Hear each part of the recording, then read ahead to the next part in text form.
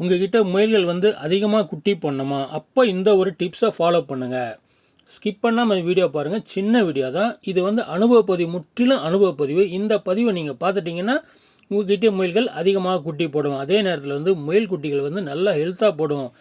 முயல் குட்டிகள் வந்து நல்லா ஹெல்த்தாக போட சொல்ல வந்து என்ன ஆகுன்னா, முயல் குட்டிகள் இறப்பு சதவீதம் குறையும். இறப்பு சதவீதம் குறைய சொல்ல வந்து முயல் வளர்க்கிறவங்களுக்கு லாபம் கிடைக்கும்.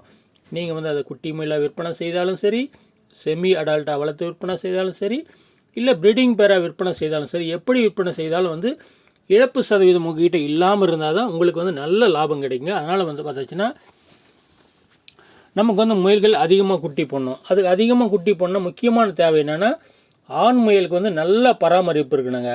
ஆண் முயல் நல்லா பராமரிப்பு இருந்தால் தான் ஆண் முயல் வந்து இணை சேர சொல்ல வந்து பெண் முயல்கிட்ட வந்து அதனுடைய சத்துக்கள்லாம் அதிகமாக கொடுக்க சொல்ல வந்து குட்டி எண்ணிக்கை அதிகமாக வரும். அதே நேரத்தில் ஹெல்த்தான குட்டி வரும். சரிங்க, அப்படி ஹெல்த்தான குட்டி வரணும்னா ஆண் முயல் என்ன பராமரிக்கணும்னா, ஆண் முயலுக்கு கருப்பு மூக்கடலை இருக்குது பார்த்தீங்களா, அந்த கருப்பு மூக்கடலையை ஊற வச்சுட்டு, ஒரு நாள் ஊற வச்சுட்டு காலைல ஊற வைங்க.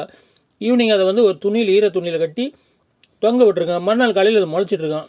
அந்த முளை கட்டின பயிரை தினம் வந்து 10 கருப்பு மூக்கடலை வந்து நீங்கள் பெண் முயலுக்கு, அடல்ட் பெண் முயலுக்கும் கொடுக்கலாம், லேசாக நசுக்கி ஆண் முயலுக்கு கொடுக்கலாம். இப்படி கொடுத்து வர சொல்ல என்ன ஆகிடுது, அதனுடைய உற்பத்தி திறன், குட்டி எண்ணிக்கை வந்து அதிகமாகும். பெண் முயலுக்கு வந்து தாய்ப்பால் அதிகமாக சுரக்கும்.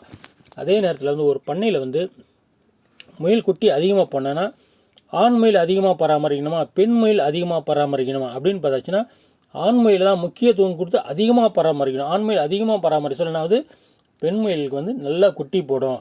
அதே நேரத்தில் பெண் முயல் வந்து சனியான டைம்லேருந்து அதுவும் வந்து நல்லா பராமரிக்கும். அதே நேரத்தில் வந்து ரொம்ப அதிகமாக தீவனம் கொடுத்துடக்கூடாது. ரொம்ப அதிகமாக தீவனம் கொடுத்தா என்ன ஆகுனா செரிமான கோளாறு வந்துடும். அதனால் வந்து நான் வந்து தொடர்ந்து பார்த்தாச்சுன்னா முயல்கள் பராமரித்து என்னென்ன தீவன முறைகள் கொடுக்கணும் அப்படின்னு சொல்கிறோம்.